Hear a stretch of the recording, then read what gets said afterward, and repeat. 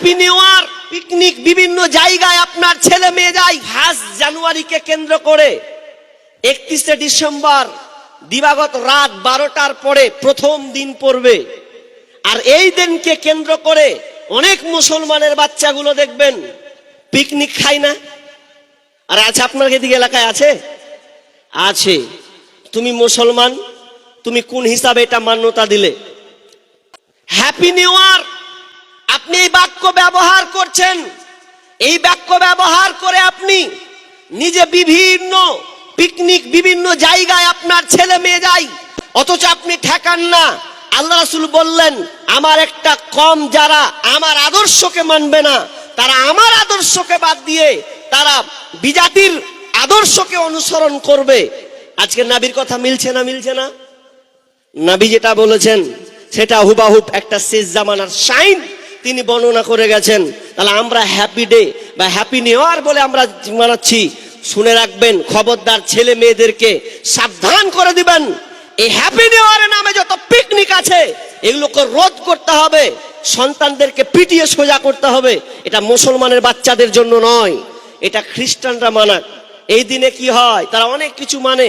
এই দিন এমন একটা দিন, তারা বলে এই দিনে যদি আনন্দবাজি করি, আতশবাজি ফুটাই, তামাশা ফুটাই, গান বাজনা করি, তাহলে প্রথম দিন ভালো গেলে সব দিন ভালো যাবে। জি, এগুলো থেকে বেঁচে থাকতে হবে। এবার চলুন, কিয়ামত কখন হবে এ ব্যাপারে সাহাবীরা আল্লাহ রাসূলকে ঘিরে ধরতেন। আল্লাহ রাসূল তখন শর্টকাটলি বিভিন্ন অনেক আয়াত আছে, একটা আয়াত বিসমিল্লাহির রহমানির রহিম, ইয়াসআলুকান নাসু আনিস সাআহ কুল ইন্নামা ইলমুহা ইনদাল্লাহ ওয়া মা ইউদরিকা লাআল্লাস সাআতা তাকুনু করিবা। লোকেরা নবীকে জিজ্ঞাসা করলেন, কিয়ামত কখন হবে, পৃথিবী কখন ধ্বংস হবে? আল্লাহ তাআলা নবীকে শিখিয়ে দিলেন, কুল, হে নবী আপনি বলে দেন, যারা তোমাকে কিয়ামত সম্পর্কে জিজ্ঞাসা করে, কুল ইন্নামা ইলমুহা ইনদাল্লাহ, আপনি তাদের বলে দেন এই জ্ঞান কেবল মাত্র আল্লাহর কাছে আছে, এটা পৃথিবীর কারো কাছে নাই। ইন্নামা ইলমুহা ইনদাল্লাহ ওয়া মা ইউদরিকা লাআল্লাস সাআতা তাকুনু করিবা। তবে আপনি জেনে নিন কিয়ামত বেশি দূরে নয়, কিয়ামত খুবই সন্নিকটে। বিশ্বনবী এবার কিয়ামতের নিদর্শনগুলো বর্ণনা করেছেন। কখন পৃথিবী ধ্বংস হবে জ্ঞান আল্লাহর কাছে আছে, তবে বিশ্বনবী আমাদেরকে নিদর্শন দিয়ে গেছেন যে কখন তোমরা কিয়ামত হবে, যখন তোমরা এই আলামতগুলো দেখতে পাবে। যে আলামতগুলো আমি আপনাদের সামনে বর্ণনা করব, এই আলামতগুলো হচ্ছে ছোট একটা সিগন্যাল দেওয়ার মতন একটা আলামত সাইন তিনি বর্ণনা করেছেন। বিশ্বনবী 1 নম্বর বলেছেন, ইযা তুখিদাল ফাইয়ুদু আলান ওয়াল আমানাতু মাগনামান ওয়াজ যাকাতু মাগরামা ওয়া তুল্লিমা লিগাইরি দিন। 1 নম্বরে বিশ্বনবী বলেছেন, ইযা তুখিদাল ফাইয়ুদু আলান, যখন তোমরা দেখবে জনসাধারণের মালকে সরকার বরাদ্দর টাকাকে নেতারা লুটে লুটে খাবে, তোমরা 1 নম্বর আলামত দেখতে পাবে রে, নেতারা জনসাধারণের মালকে লুটে লুটে খাবে। আচ্ছা, এটা চলছে কি চলছে না? কথা উত্তর দেন। কালেকশন শুরু করে দেবো, আর যদি করেন তো বায়ান করবো না আমি। তুই একটা কথা বলে তাহলে আদায় করছি।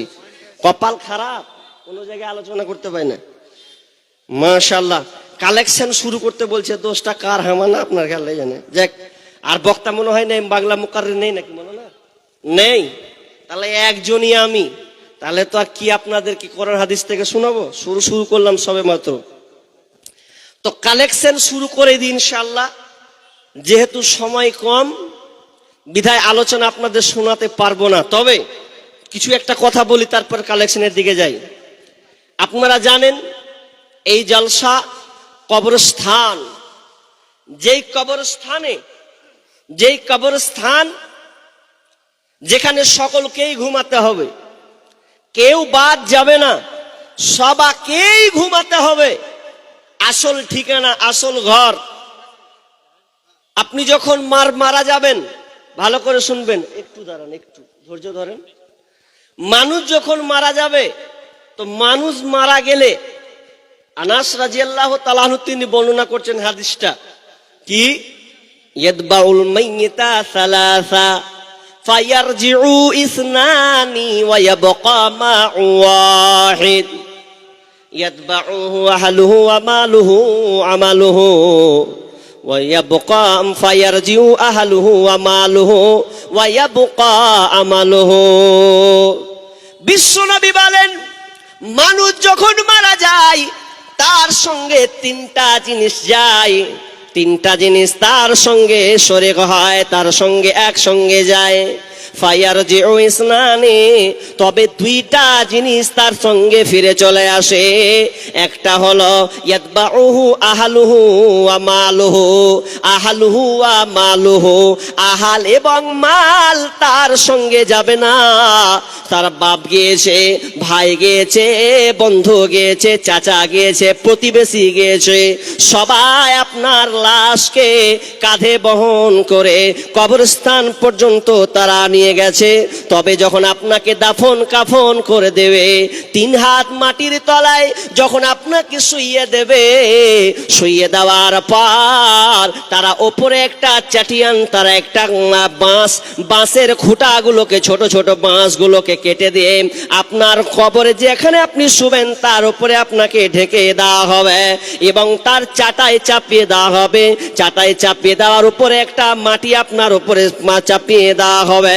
এমন একটা সময়, যেই সময়টা আপনাকে কবুল করে নিতে হবে, কোনো কায়দা নাই, কারণ প্রত্যেক মানুষকে কবরে যেতে হবে। এটা হলো কবরের প্রথম মঞ্জিল। পরকালের প্রথম মঞ্জিল হলো কবর, আর দুনিয়ার প্রথম মঞ্জিল হলো মায়ের পেট। মায়ের পেট থেকে দুনিয়ার হলো মা। আর আলামে আরওয়া প্রথমে ছিলাম। এই আলামে আরওয়া একটা জগৎ, রুহু জগৎ বলে একটা জায়গা আছে, ওই জায়গাতে আমরা ওখানে ছিলাম। ওখান থেকে আল্লাহ আমাদের মায়ের জগতে নিয়ে এসেছেন, আর মায়ের পেট থেকে দুনিয়া জগতে আমরা সূচনা, মায়ের পেটে সূচনা শুরু হয়েছে। এরপরে দুনিয়ার জগতে আমরা আলো পেয়েছি, দুনিয়ায় চলাচল, জিন্দেগি সব কিছু পেয়েছে। এবং এই জিন্দেগিটা রুহু যখন আত্মা জানকে কবুজ করে নিয়ে যাওয়া হবে, আত্মা যখন আপনার প্রাণ পাখিটা উড়ে যাবে, সেদিন আপনার সব নিশ্চিত হয়ে যাবে। আপনি শুয়ে থাকবেন, সন্তান সন্ততি কানবে, ডানেতে কাঁদিবে মাতা, বামেতে পরম পিতা, পদতলে প্রেয়সী, অঝর নয়নে রে, ছাড়িয়া ভবের ভব যাইবি কেমনে, মালাকুল মউত আসিয়া বলিবে চল হে মরণে। মরে গেলেন, দাফন কাপন হয়ে গেল, দুইটা জিনিস আসবে, আহাল আর একটা হলো মাল। মাল বলতে বোঝায় আপনাকে যেগুলো দিয়ে, চাদর দিয়ে, খাটলিয়া দিয়ে, বিভিন্ন দিক দিয়ে আপনাকে ঢেকে নিয়ে যাওয়া হয়েছিল কবরস্থানে, ওইখানে সম্পূর্ণ আপনাকে থেকে সবাই চলে আসবে। বন্ধুরে আমার, ও আমালুহু ওয়া ইয়াবকা আমালুহু, তবে শেষে একটা আমাল আছে, এর সঙ্গে তো আপনার কোনোদিন আপনাকে ছেড়ে কোনো কথা বলবে না। ওই আমালটা কে? ওই আমালটা হলো নামাজ, ওই আমালটা হলো রোজা, ওই আমালটা হলো দান সাদাকা। আপনি দান সাদকা ভালো ভালো যে নেকিগুলো করবেন, ওইগুলো আপনার সঙ্গে থাকবে। বাকি দুনিয়ার জন্য আপনি যত মারামারি ধোপাধাপি এত সময় ব্যয় করছেন ছেলে মেয়েদের জন্য, এগুলো সময়ের ক্ষণিকের জন্য, ওরা কেউ আপনার সঙ্গী হবে না। একলা জীবন, একলা মরণ, একলা চলতে কিসের ভয়, এই দুনিয়ার মানুষগুলো কেউ তো কারো নয় গো, এই দুনিয়ার মানুষগুলো কেউ তো কারো নয়, স্বার্থ ছাড়া কেউ চলে না,